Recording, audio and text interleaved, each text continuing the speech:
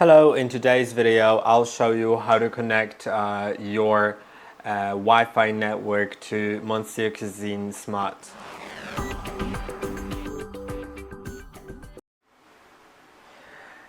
In order to connect to Wi-Fi, you should click on three lines in the top right corner, then go to Settings and find Wi-Fi.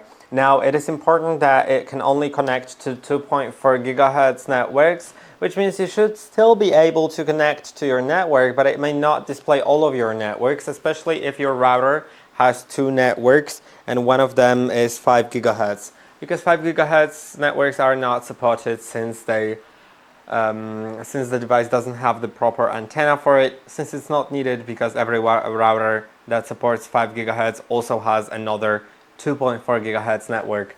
So let's select the network I would like to connect to and then enter its password. Ensure that the router is close enough to the device so the device can find it.